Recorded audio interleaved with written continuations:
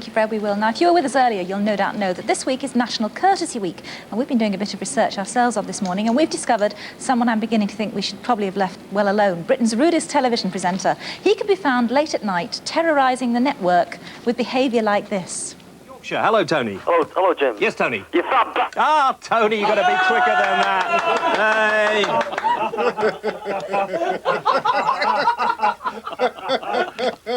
Come here. Quick. Tony, you're a prize working-class snivelling little... OK, well, can the Reverend Ian Gregory convert James Whale here into a more courteous human being? Now's the moment of truth. You've got about 3 minutes to do it. A lost cause? Oh, we've been talking to one another pretty well all morning. We've been here so early to get on this programme that actually we've had quite good conversations, and I've found that we've got quite a lot in common. He's not a bad chap very at good all. friends, aren't we? We're getting towards it, aren't we? We're So very does good that friends. mean that It's in delightful private... to meet you. Delighted to... Oh, it's all true. Oh, you... Lovely. You cruel. And Richard, so nice to see you. Oh, darling. Lovely to see you. Our bristles You're collide. looking very well, Richard. Very well indeed. Thank you. Yes, sorry. Does this mean that in private life you are really a gentle, sweet creature, and that monster out there on the screen is really just for public consumption? No, the monster. I mean, I take issue with being a monster, of course. That is how I would treat somebody who wanted to call me a name, I'm afraid, just to put them in their place. And as the Reverend and I have decided, rudeness is, of course, all in the mind. We thought rudeness is being invited to appear on a TV show at 4 hours before you actually get on. Is that what happened? I'm delighted to hear it. But we're not rude. We thought maybe another category of smarminess should have gone in your phone poll. We're all for honesty, really. Honesty. And You're for- not joining forces with him, are you, Reverend? Anybody who thinks for a moment must come to a common mind about attitudes to people. And no matter which stance you take, sooner or later you're going to have areas of agreement. And we found areas of agreement. Of course. Yeah. I mean, if somebody was rude to you, you'd be very, Oh, very you wouldn't annoyed. call them a working class, would you? Well, the Lord I serve, Jesus, actually called Pharisees a viper's brood.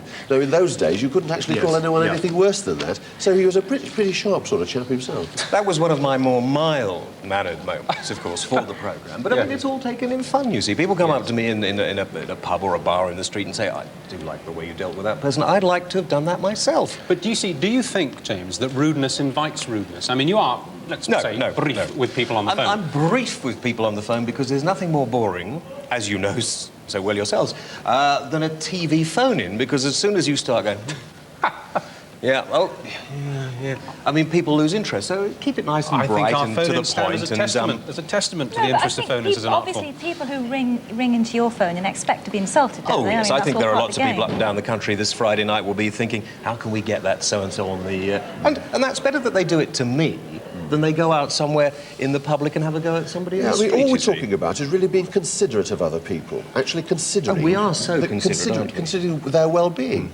And, you know, if you don't know anybody and you've no clue as to what kind of a person they are, then you really ought to treat them with the deference that's due to them. Well, but if you know they've got a clue about who they are and what... I have to tell you, gentlemen, that this is rather like having set up an interview with Margaret Thatcher and Neil Kinnock, and they're holding hands. We've been here too long. We haven't held hands, have we? Just too nice a man, that's the thing. Well, listen, we've got the results. That was an interview I didn't expect to happen that way. We've got the results of our Polite Society phone poll. I'll give the first one, shall I? 10% think that we're too polite. And 90% think that we aren't polite enough. So I Well, suppose that must really... be a 90% obviously haven't tuned into my show, so maybe they ought to actually tune in this Friday, and I'll give them some encouragement. See, You're looking remarkably well, Richard. Thank you. I think you've converted him to the cause. And you look actually. lovely, Well, too. Friday is the National Day of Courtesy, not the whole week, it's just the day. I couldn't cope with a week. A day is all we're asking people to do. Precisely. Yeah. So, kiss everybody you don't know.